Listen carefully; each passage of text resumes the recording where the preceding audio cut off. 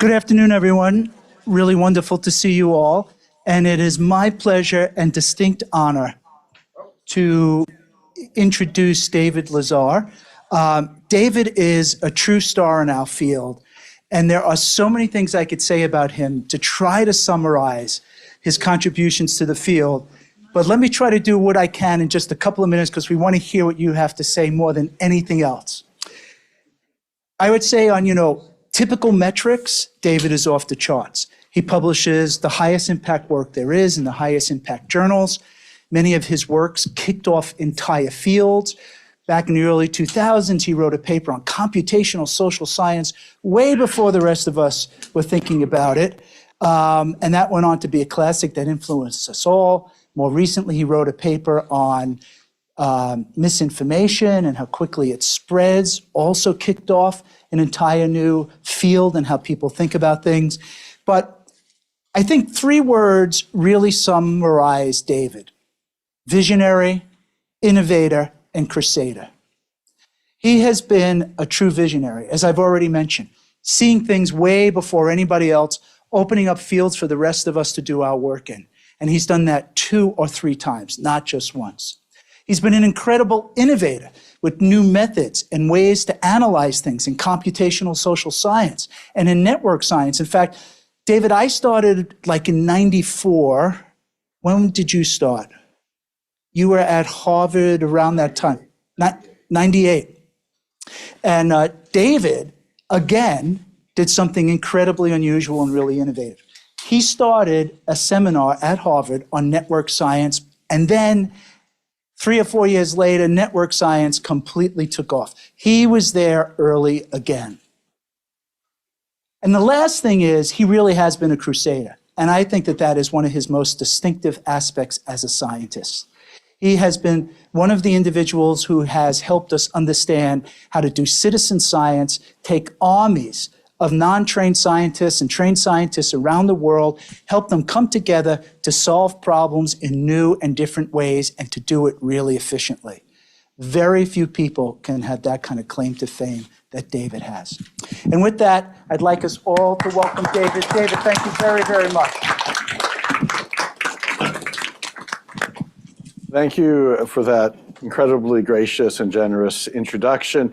And I will note an additional innovation on my part, which is I am the first Jewish crusader. So in any case, let me get to sharing properly. More, I did this.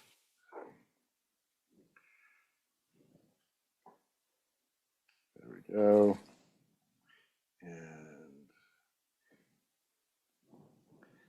So, is this okay? People can hear me okay? I'll note you should feel free to interrupt me during my talk. I'm going to take a 2-minute digression at the beginning of my talk. Unusual digression because these are unusual times. And I don't see how one can just begin talks like these are normal times, right?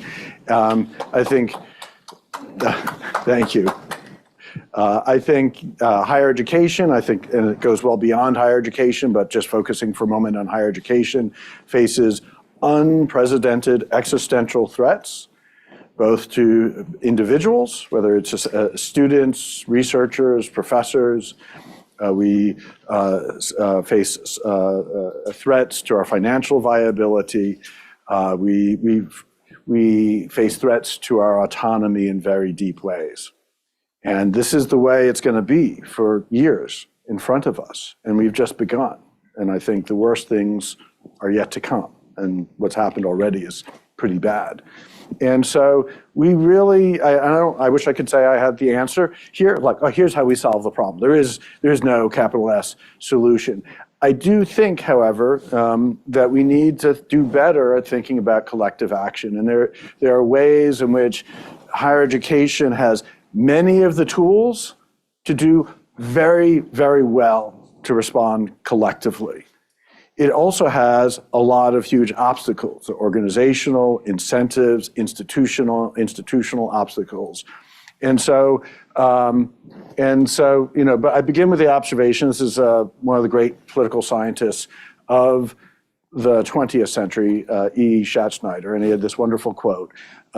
Every fight consists of two parts: the few individuals who are actively engaged at the center and the audience that is irresistibly attracted to the scene.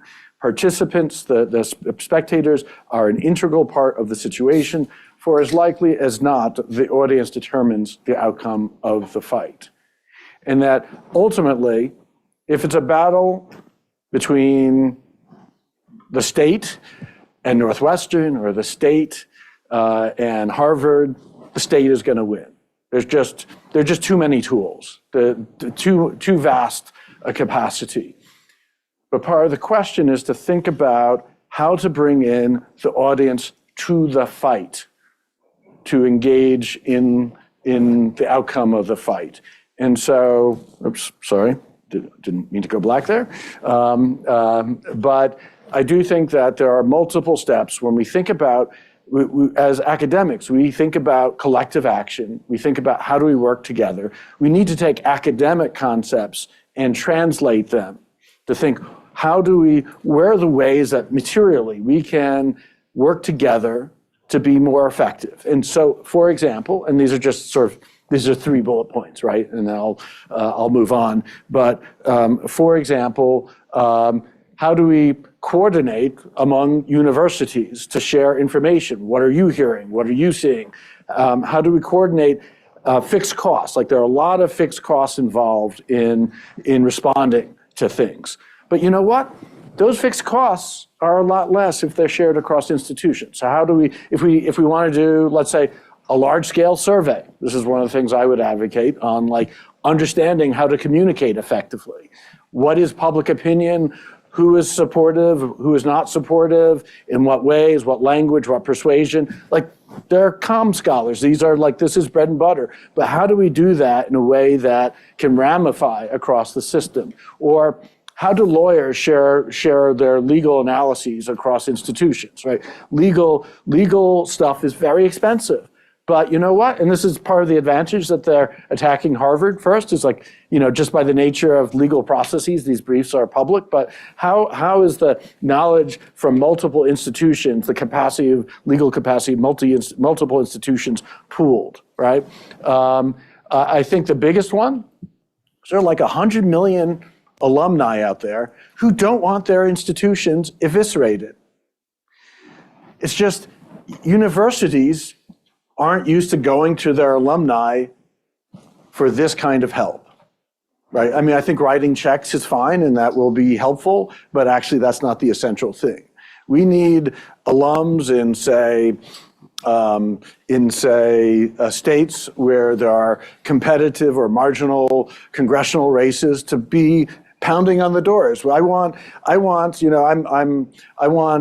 a University of Michigan alum among other places, but I want U of M and Michigan State alums to be singing fight songs outside of their members of Congress office saying, do you want our institutions to be destroyed?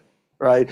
That is the kind of thing that would matter, but it's not something that just happens. And so the question becomes, how do we mobilize common messages across many institutions when they're used to thinking about other universities as competitors, not cooperators? And so these are the kinds of things that we need to work on together. And I've sort of resolved that every public presentation that I do will begin with a short presentation. I don't know if there are people in the room, you get the ideas out there. We know going from ideas to action, part of it is you just have to keep saying it. And I'm going to keep saying it. I hope others say these same things, and in different rooms where it might matter, because we will either proceed with working together, or we'll go the way of the dodo bird, right?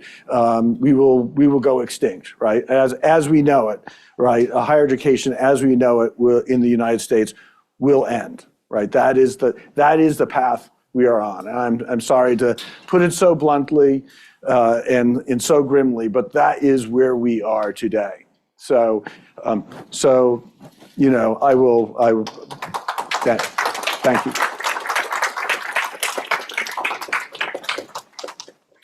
I'm happy to return to that theme, but I'm going to go back to my regularly scheduled programming because I actually had a vein of research and thinking before the present moment, which actually I think relates to the present moment in certain kinds of ways. Like part of the question really is like thinking about the emergent characteristics of the information ecosystem and how that has helped create the world we're in today.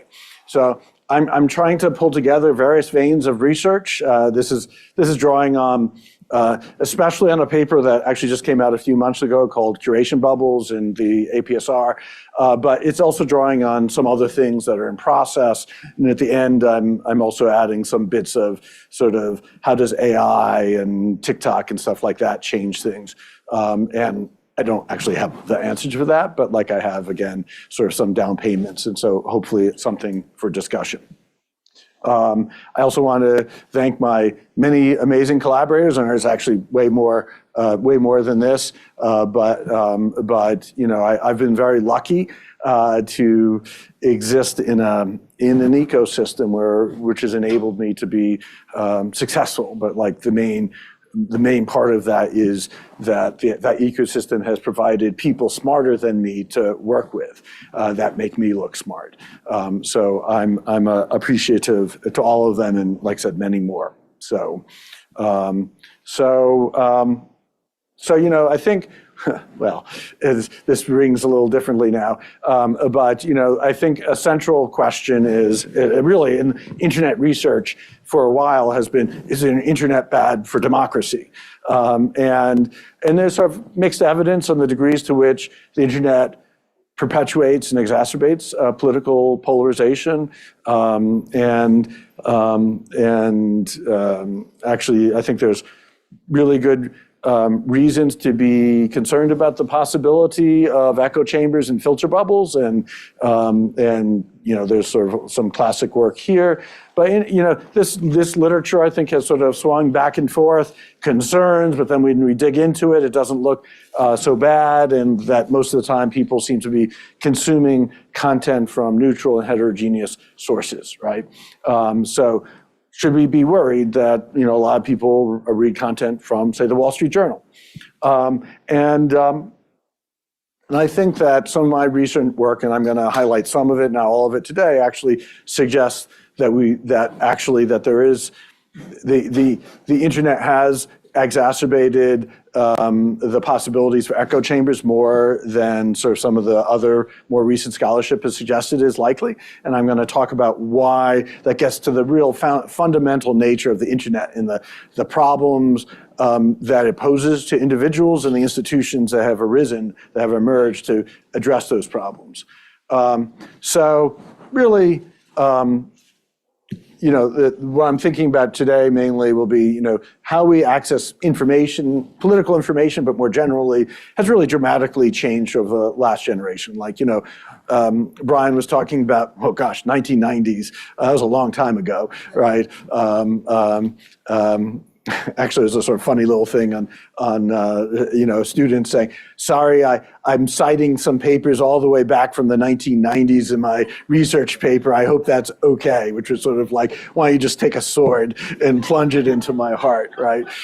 But like informationally, the 1990s was like it was a different place, right? I mean, we had information back then, right? To be clear, but like the availability, the easy availability to information and fresh information was, of course, vastly less. And of course, we had the internet begin to emerge in the 1990s. And you know, the question is, we have the internet, and then we have various things added on top of that, like platforms like you know, Google, Facebook, TikTok, and so on. But the question is, like, when you throw all that mishmash of stuff together, what are some of the emergent consequences? And I'm going to argue that there are really two fundamental attributes of the information ecosystem. Like, this is almost indisputable, but as sort of being core things. But like, then what are the implications of this? Are really sort of what I'm trying to tease out, right? Number one is just the sheer vastness of the choices of information that we confront, that we can get access to each day. Is just we take it for granted. It's like air right now. But like that's not how it was in the 1990s. And it especially wasn't how it was in earlier years. The second is a decoupling of how you consume information from sources of information.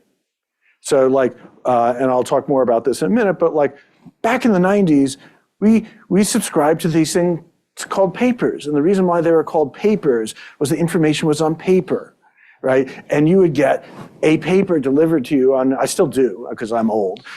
So it's just satisfying to read that, and you try to ignore the fact that you've read it 3 times already in the last few days online. But you get the paper, and and maybe you listen to the radio. I mean, if you're informationally really engaged, or watch the network news, or the local news was the biggest thing. But like it wasn't like you're getting it from a million papers. You'd get it from a paper, right? Or you'd listen to CBS Evening News. But like that meant if you got information about sports from the New York Times, you were probably also finding out about the stock market or what was happening in Europe, all from that same source, right? It was all coupled in a way, right? And I think when you put these two things together, combined with the institutions, the mechanism, the affordances that have arisen on the internet, that has sort of really important implications. So there's a way in which we have this sort of, and here are some of the emergent implications. And so we have this choice, and I'm going to argue that choice, and this is actually a pretty easy argument, which is choice leads to a concentration of producers, right? I mean, this is just very easy to document. There are fewer producers in the US of news content because you eliminate, and I'm going to mainly be focusing on the US, but I think some elements are generalized and some elements don't, and we can discuss that. And so what that means is that we have this increased homogeneity of consumption. That is, consumption, I mean, with the exception of network news, actually looks more homogeneous across geography and people now than it did, in the 90s. And then we also have, because of that decoupling, a curation across many sources, allowing you to reassemble a diet coming from of news content that comes from many places, right? And so you actually have this weird paradox of increased heterogeneity in consumption of news content combined with more homogeneity of consumption from producers, right? And I think that's sort of the central yin and yang of the early 21st century information ecosystem. Like I said, we may be on the cusp of big changes. And so like this is like from an index of from a page. There's a publication of all the news publications in the U.S. Through the 1800s. And so in the 1800s, if you lived in a small town, which is where most people lived in rural areas or near small towns, there'd be like a paper maybe, or 2 papers at max, which are very slim things. You could literally read like all the papers available to you all the time, and it wouldn't take up much of your time. And of course, many people weren't literate, and so they weren't reading papers, they were talking to people who read papers, right? But this was sort of typical. Now, if you went to New York City or you went to San Francisco, there was actually a much more competitive ecosystem of many dozens and dozens of newspapers. But like the more typical scenario is sort of like, all right, there was a newspaper, and if it was earlier in the 19th century, it was probably party affiliated, and maybe there was a, 2-party affiliated newspapers in a town, or maybe there was just one, right? But like that was the information ecosystem. If we go through the 20th century, obviously that evolved to more choice, but really that went through a phase transition with the internet, right? And so if we think about how we consume news, right? It varies. Of course, different media have different affordances, but there's a way in which the old school was very linear, right? That is, in different kinds of ways. Like you flip through the newspaper, there's a way in which when you went through the newspaper, nobody read the paper in the 90s, you subscribed to the New York Times, you didn't read it front to end, right? The whole logic of the affordances of the paper was you have a headline and you have a lead paragraph. And you flip through and you see some things that look interesting, you read the lead paragraph and maybe you read deeper, right? But like you would just flip through the paper and that's how you would consume the news. With broadcast, it was a very different thing because you wouldn't be, there was no way to pick and choose among news stories from, because you wouldn't know when to turn the TV on, like to get certain kinds of news content. I mean, there are little variations on that, and CNN back in the day would have very specific timing and so on. But generally, you could not flip on broadcast. You wouldn't listen to the evening news and say, oh, I just want to listen to stories 1, 5, and 8. Like that just wasn't practical given the affordances. But the internet has this vast array of affordances about that on exposure and getting how do you get access to that, all that infinite array. How do you get from you to the bits of information you want to see?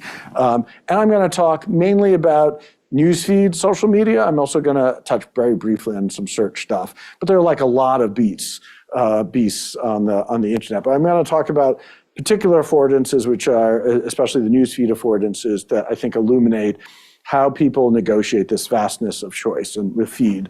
But also, I'm going to provide a little down payment on search as well. So again, if we see pre-internet, this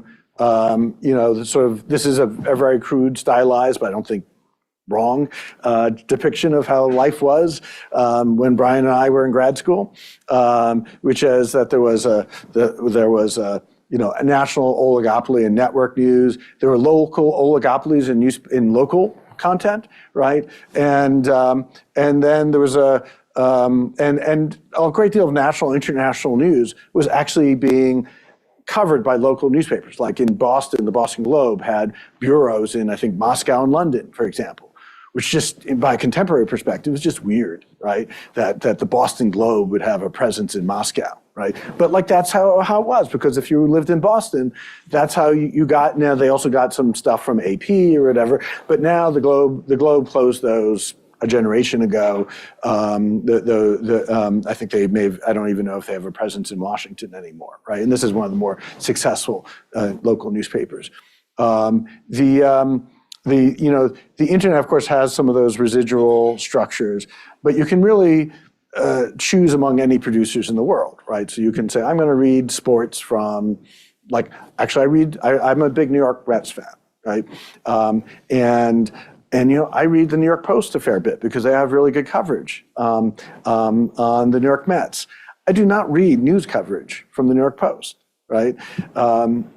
For reasons, but the notion of like picking and choosing and saying, I'm going to read a bit of this coverage from this outlet, and I really like reading The Economist and the markets, and I like whatever. I mean, you can like be picking and choosing, right? And so that's that decoupling I was talking about, and so there's a way in which, if we're thinking about the affordances of different outlets, different media, like there's a way in which broadcast is like a price fixed menu. You're just being given the courses one after the other, and you're not choosing, right? You're just being thrown at you, and you're like, eat them, right? If you're me, so you could not eat them and just sit there, I suppose. But generally, the logic is you get food thrown at you and you eat it.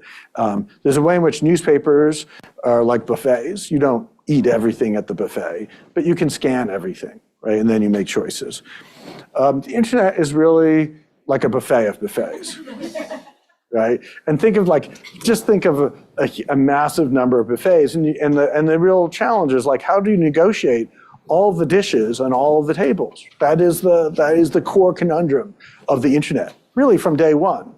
Like I can remember, there was a way in which like the internet of 1997 was a maze, right? It's hard to explain the pre-Google internet, but like people were trying to manually index this, and it was not a lot of information relative to today, but it was a lot of information, right?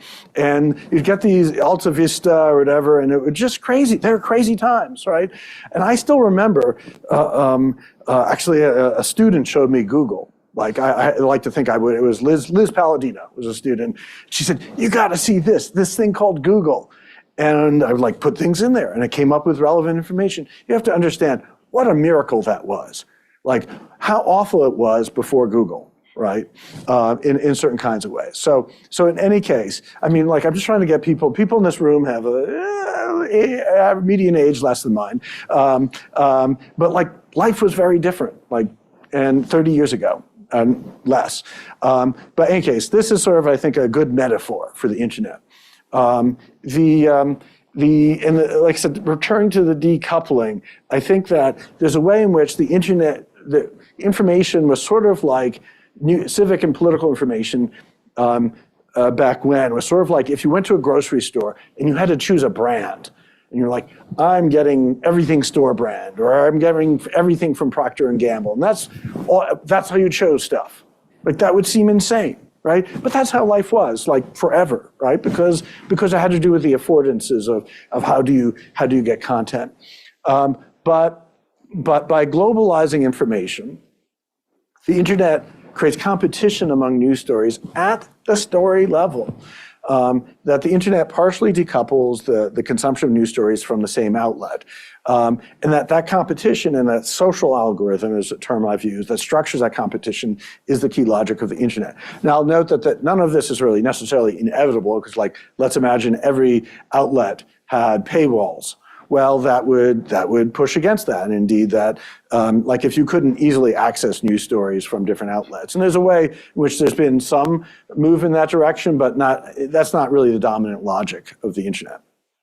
And if I look at, like I said, I think I've referenced some of this, but like I'm going to give you some of the emergent empirical findings. But there's work on media concentration, actually back and looking at blogs by Matt Hyman. Obviously a lot of stuff in filter bubbles and a lot of that originated with Prizier's work and Sunstein's work, and then looking at diversity of news consumption, like what outlets people use. There's actually a long vein of work on that, and going Jenskow, Shapiro, Bakshi's paper on Facebook, and so on. So there is a sort of vein of research, but there are sort of these contradictions that I want to I think reconcile.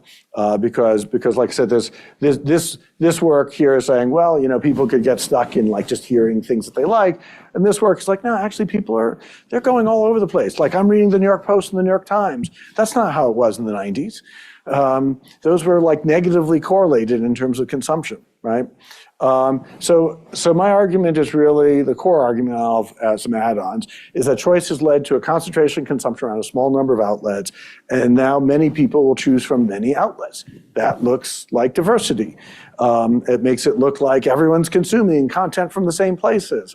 But it has yielded a curation system via social media and search that yields homogeneous choices from many sources by those individual news consumers. So in one level, it looks very diverse, and another level, it looks very undiverse.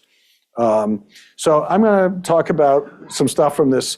I'm saying Twitter because it is historically from when we had the data. I'm going to talk a little bit, if there's 2 minutes at the end of my substantive talk, by the way, I'm going to give you, we have this data availability crisis in the field. I have a talk tomorrow on a solution we're trying to build. And I'm going to give you a 1 minute sort of teaser so that maybe some of you will come back again tomorrow, although I'll have to figure out if I'm going to do the whole thing on collective action again tomorrow. It depends. I don't want to bore people, but it is the main thing, actually. But in this case, what we did, Twitter is a strange beast, and this is sort of true of most social media. It's like, what the heck is a Twitter handle, right? I'm on Twitter, General Motors is on Twitter, Donald Trump is on Twitter, and to consider us all, and then lots of bots are on Twitter, and to consider us all the same kind of actor seems odd, right? And so what we did in my lab was we created a match panel of Twitter handles to voter data. So like David Lazer, I'm the only David Lazer in Massachusetts, true. fact. It's not the David doing the work there. And then I'm also the only David Lazer who has identified Massachusetts as being their home location in Twitter. So that allows a match between voter data and the handles. And so we then, when you do that, you get a lot of information, right? We did that at the time. It's probably at the time roughly 5% of all Twitter in the U.S. And we collected data from those people in an ongoing way. And again, this relied on this mutual geo-uniqueness. We had various methods. We had a piece in Public Opinion Quarterly talking about some of the biases this kind of matching process introduced, but generally actually works quite well. Happy to talk more about that. This gets into a very tiny digression. It's like, when do you need very large samples, right? Because this is going to be a case. And I think perhaps the key reason to get very large samples is it's not the only reason, but it lets you look at very uncommon behaviors. And you might ask, well, why would you care about very uncommon behaviors? Well, most interesting behaviors are uncommon, right? So like if we were like, did you read this New York Times story? New York Times is a massive newspaper and so on, but actually, you know what? Most people haven't read that story. The vast majority of people have not read that story. And so to really understand what's going on with that story, you need a lot of people.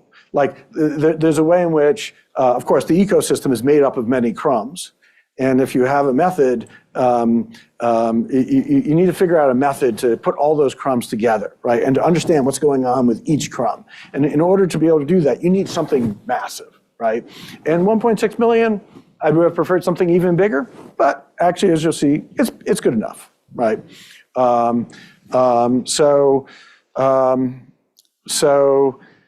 You know, just if we want to understand the concentration, homogenization of news, and this is borrowing some from this paper, we looked at COVID-19 URLs that were being shared, and the reason COVID-19, why COVID-19, it's good to know the topic substrate of a question rather than like looking at all news, but also it's something that had local, national, and international dimensions to it, right?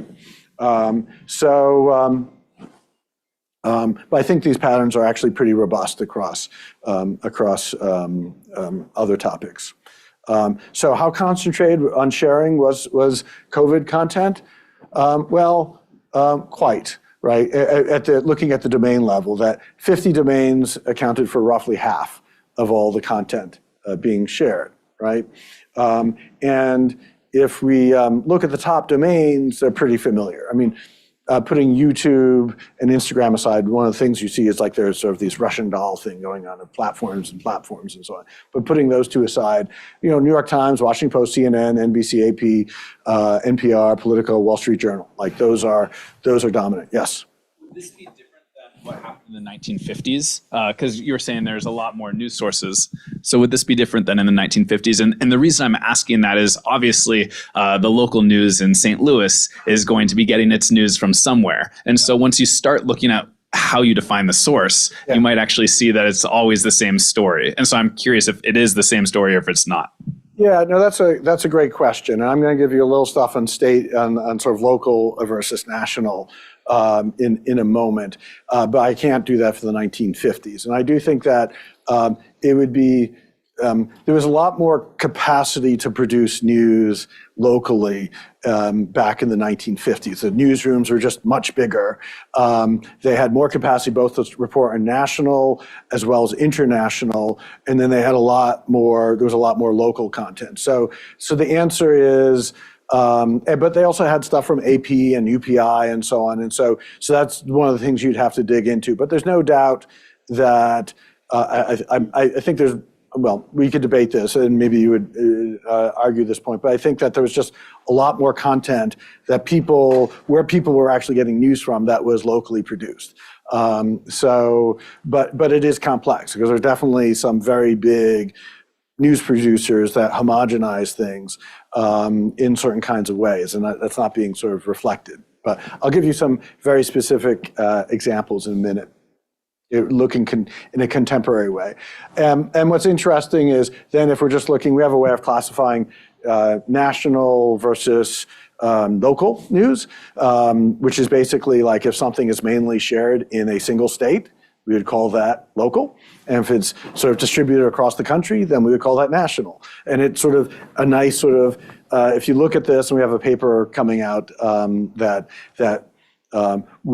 classifies domains on the terms of the demographics and geography of where they're being shared. So like if people are interested in a data set on this, we are actually making one available very shortly. But we see that if we're just looking at the national domains, it's even more concentrated. The long tail is that there really are some local outlets still very active, and that means you're getting local outlets in the New York area or California or Texas, which are pretty big. And then you're getting down to Idaho and Wyoming local outlets, and those are really small. And so that tail does go on forever. But like if we're looking at Texas, I'm going to give you two examples here. If we're looking at Texas, we see in Texas, you can look at national stuff or Texas stuff. And in Texas, the stuff in Texas local domains, very, very concentrated, unsurprisingly. And then the national ones are also very concentrated, not as concentrated as the Texas local domains are in Texas and so on. And then it's a similar thing, well, it's a similar thing in New York, but then the question on homogeneity is how similar is consumption in New York versus Texas? And I can guarantee you, consumption in Texas and New York, in terms of outlets, were very different in the 1950s, right? But here we do a scatter plot of domain rank for Texas versus New York. And what we see is actually most things are pretty similarly ranked. These are the most popular ones, right? And so this is where the bulk of the action is. And there are a few things here, I'm going to put the labels on, that are just popular in Texas, and there are some that are just popular in New York. So guess what? It's texas.gov, WFAA.com, which is local news outlet in Texas and so on, Dallas News, Houston Chronicle, Texas Tribune, and then similarly NYC.gov, NY.gov, et cetera. That all sort of makes sense, but the bulk of stuff is here. And I realize did I put the slide in? No, I may have. Oops, I may have forgotten the slide, but like if you look at it says New York Times, Washington Post, I can guarantee you the New York Times was not the most popular news source in Texas in the 1950s, right? It just wasn't, right? And so there has been this remarkable convergence between Texas and New York, and I chose those because our two are the biggest samples, so we can be more precise. And there are understandable differences. So like above the line are the Washington Examiner, the Gateway Pundit, Fox News, and so on. Because Texas is a more conservative place than New York. And a lot of the mainstream news is all below the line, but it's still pretty highly ranked. So these are more popular in New York than Texas. So there are some predictable differences based on taste and preferences. But some of those exceptions, like Just the News, is something that looks pretty national, but really this particular URL really pops in Texas. Well, actually, you look at the headline, it's pretty clear why that would be popular in Texas, right? It's a Texas-based story, and this hints at the next thing I'm going to talk about is this curation process. But point one is there's just really incredible concentration at the source level. And national homogenization. Some of this is just really should be quite unsurprising because you break down these local oligopolies, you're going to create this sort of national homogenization to an extent, and actually to a very significant extent. So here are the top 10 New York domains, top 10 Texas domains. They're not radically different, right? They're pretty darn similar. Some things, Gateway Pundit, like I said, pops up in Texas. So I should note, and this is just a quick, we'll have a more thorough version of this, but this just true across the platforms of the internet. And so this was something that we did on an extension-based data collection from 2018. And if we look at where people browse, what they get in search, what they get in news search, Twitter, Google News, it's all it's all quite concentrated, a bit less, interestingly, for the, a bit less for like Google search, but still they're all incredibly concentrated, right? These are across, whether it's Twitter, Google, actually also true in Facebook, although we don't have that here, that concentration on the same domains is just the rule of the internet. But while there's this homogenization, we do see each individual consumes news from far more news sources. And it's hard even to come up with a great comparison, right? Say, like if I ask people, like probably there are survey data from Encom, like from 40 years ago, what do you consume from? And like the, news from. But it would be hard if I asked you, so how many outlets have you consumed from, at least a couple stories, at least a headline and something that you processed? How many news outlets did you consume news from in the last month? I'm guessing none of you could even hazard a guess that was within an order of magnitude, because it would just be a really hard thing to figure out, right? You might not even know because you saw headlines in Twitter, you're like, oh, that's really interesting, all right? But like you're not even processing exactly where the source is. So like just the fact that that is almost an impossible question to answer today versus 40 years ago, where it would have been actually trivial to answer, is sort of telling, right? And so I'm going to argue that there's a diversity of sources at the individual level, but homogeneity of content. That, as I mentioned, this is the internet. So you can be going to many tables. And if you measure diversity by how many tables you go to, we are consuming a vast diversity of content. But if you walk away with a plate full of donuts, it's really hard to call that a diverse diet, right? And there's a way in which this is sort of what the internet has done. And so, a lot of research on the internet really relies heavily on domain level measures. And I think that's fine. I do it, you do it, we all do it, but it's limited. And I'm going to show you some very important ways it's limited that both has measurement implications, but has much deeper implications for the information ecosystem.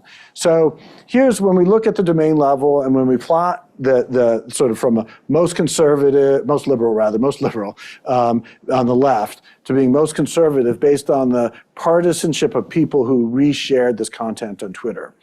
The Nation is among the most liberal outlets. National Review is among the most conservative of outlets. No shocker there, right? And really this has a lot of face validity, right? And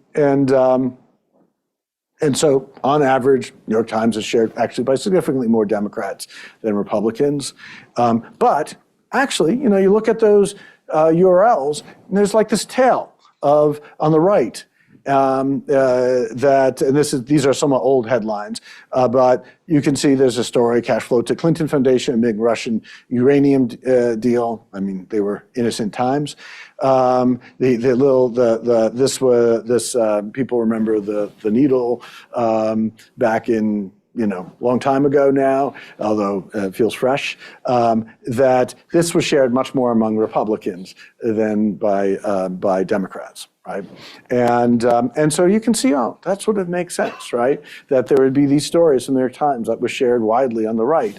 And then similarly, the National Review, and I can guarantee you, back in the day, the National Review, again, was a magazine. And you know who subscribed to the National Review? Conservatives. And you know who read the stories of every one of those stories was a conservative, because there was really no way to circulate liberal appealing stories in the National Review to liberals. There just wasn't that possibility of an audience, right? Based on how that was circulated. But guess what? There are actually left-leaning, in terms of audience, stories in the National Review, right? Epidemic of dishonesty in the right. For some reason, that circulated much more among Democrats than Republicans, right?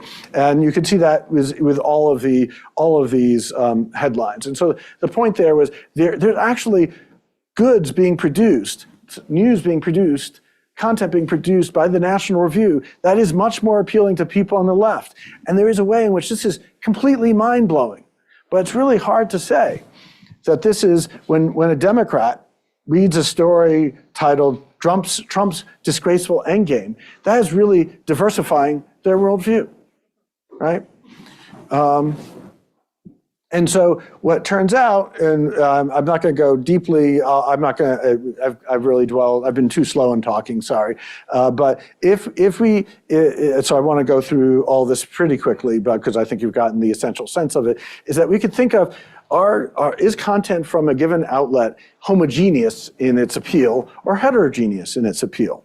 And so the way you can do that is you can come up with a simulation. You're like, oh, look, half the content in the Wall Street Journal appeals to Republicans, half to Democrats. So if we simulate the audience scores, based on this is where it's shared 100 times, 50 times, 30 times, there's going to be a spread because there's noise. Like if we think of this as a stochastic process where we're rolling the dice each time, Democrat, Republican, there's going to be like a normalish spread around the 0 point, right?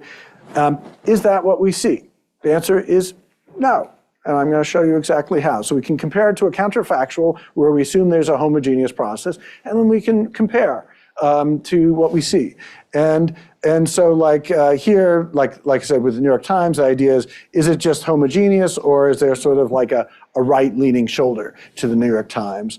And that we'd call sort of a curation bubble. And so the idea really here is that these curation bubbles are homogeneous, these bubbles of homogeneous content being curated from heterogeneous sources.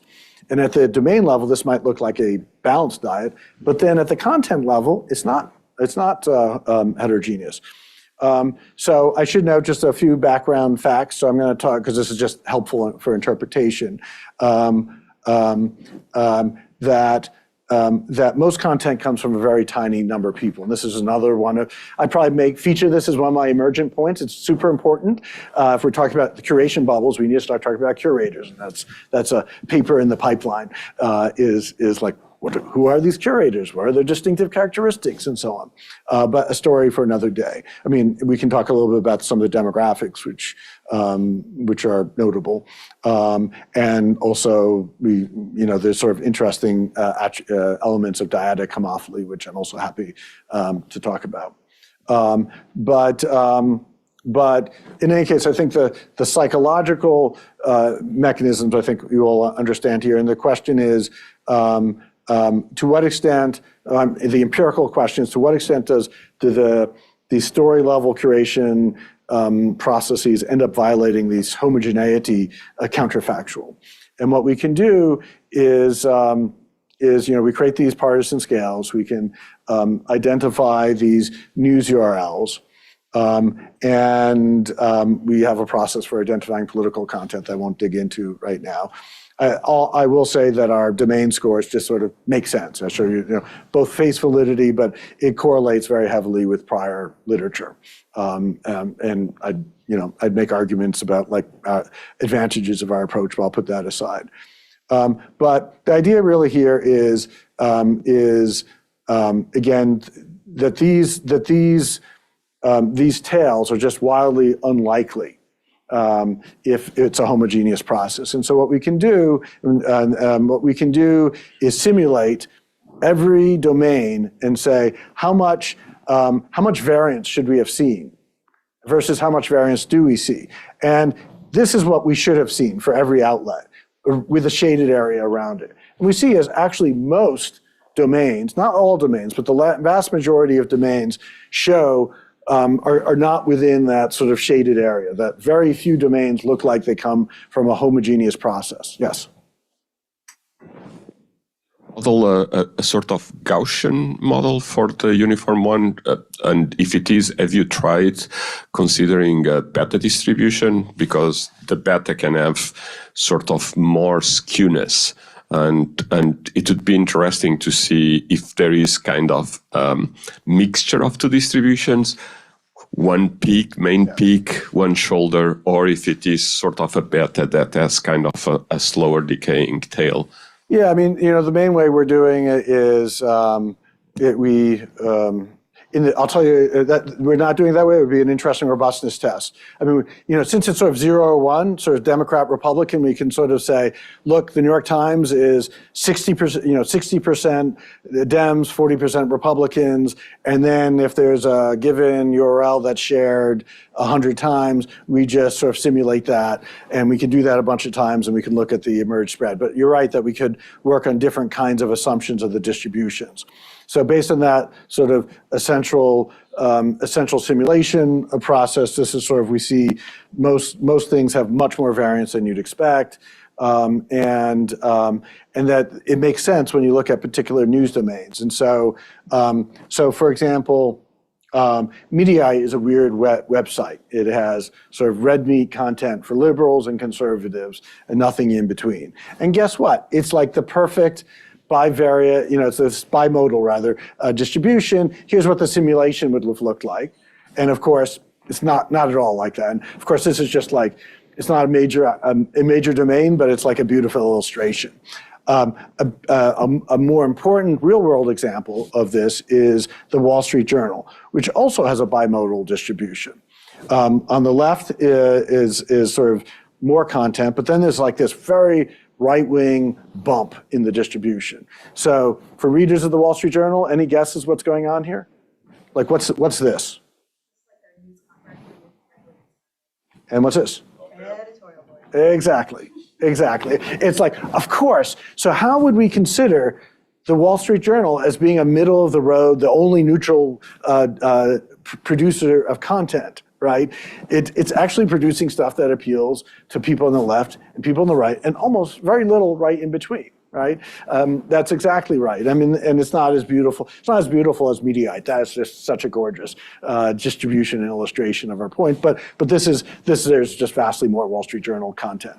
But the point being that our existing methods were sort of assume that it's sort of like the dotted line, and that's not how it looks.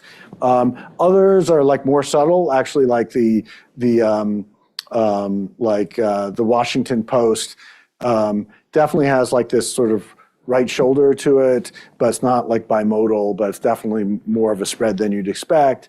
Then something like the Blaze, which is a very partisan right-wing website, has no left shoulder. It just literally it literally never writes anything that appeals to people on the left. And then Fox is sort of in between, like it's pretty homogeneously right, but there's just a bit of a more heterogeneity than you might expect.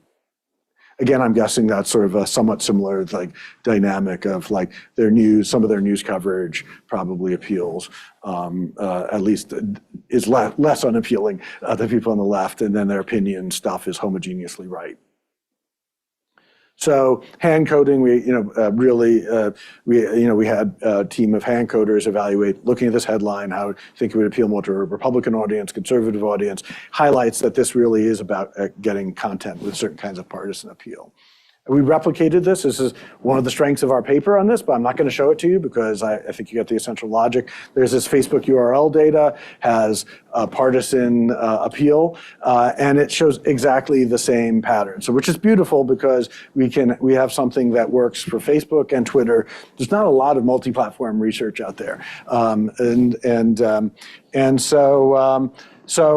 So that's the main thing on the curation. I just want to note, and this is going to be very quickly, is like search has a totally different logic. We had a paper out in Nature, and we showed that people get very homogeneous choices, or they get it could be Fox, New York Times, and so on, but conservatives choose Fox, liberals choose New York Times. So you can give people diverse choices, but then they're going to choose from the buffet table the stuff that fits their prior biases. And so there's a real way in which we have this sort of process. The status quo ante was we lived in parochial bubbles. We were in bubbles, but they were sort of this mix of substantially local content, but combined with the network news. Now, of course, we've had the decimation of local newspapers. There's less national diversity, but we live in these cosmopolitan curation bubbles, sort of these cross-cutting nationally curation bubbles. And then that does lead to the question of the very near AI future. I'm going to spend 1 minute on the future. That there's a way in which I think we're moving towards a somewhat different model now that focuses on keeping people on platform for content creation, and that there's a shift from curation to the captured creation, and synthesis, which is what AI is doing. So like, here's a figure from the Facebook URL data I mentioned. These are data that Facebook published for quite a few years, and then they stopped here in October 2022. But you see that this is how total views of all URLs on Facebook. And it's dropped from the peak in 2020 to end of 2022, dropped by 75%. Actually, misinformation or unreliable content dropped a lot more, interestingly. So they wouldn't brag about that today. But I'm guessing that just sort of continued to go down. Like, that was part of announced corporate strategy. But like, the idea is to keep people on platform. Like, make sure there's content that people like, and then keep them on Facebook. If you go to Twitter, 4 years ago, and this is easy to verify, this is not a paper, although I want to write a paper on it, a simple paper, it's a very simple story. A typical story by New York Times or Fox News with external links would get tens of thousands of reshares. Today, they get tens of reshares. Like 99.9% reduction, right? Here's something from the National Internet Observatory, and we're looking at external referral rates, how much different platforms refer people off platform. And Google and Bing are very high, and then like it drops, right? Facebook, Reddit, Twitter. The GPTs, the LLMs are very selfish. And of course, what we're seeing is the least selfish, by this measure, platforms like Google are becoming more like these. And so we are moving, I think, to a much more selfish, shutting down the open web paradigm, which is very different from everything I've been talking about. So exactly what that will fully look like, invite me back in 5 years. And so, the question though is, will there be this sort of creative capture and synthesis, and will this sort of lead to, I have this sort of snake eating itself, but like, is the internet sort of beginning to eat itself by creating disincentives to create any new content, because it never gets seen by anyone, it just gets digested and recapitulated and synthesized. So. And then the final thing, I might even give a 30-second primer. Come tomorrow, we have the data. We have this data collapse in studying the internet. Twitter is gone. I've been showing you very old Twitter data, but we've been building this thing called the National Internet Observatory, which involves collecting data from a panel of thousands of people and seeing what they're seeing and doing within platform. So I think that, and the idea is then to make this available to third-party researchers. So I very much hope that will be a tool that's of utility to some folks here in the audience. So sorry, I really end up talking more than I wanted to, but there's a lot to cover.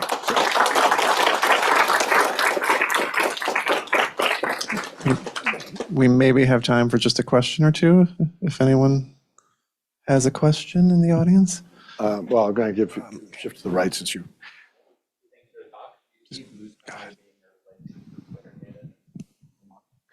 Yeah, I think the question is Blue Sky sort of a substitute for Twitter? Now, at the moment, Blue Sky is a fraction the size of Twitter. But there's a way in which the old Twitter, the whole point was as a roadmap to the open web, right? It showed you links, or one of the major points. It showed you links to stuff, and you could get there. You could passively see stuff, and you choose people to show you stuff.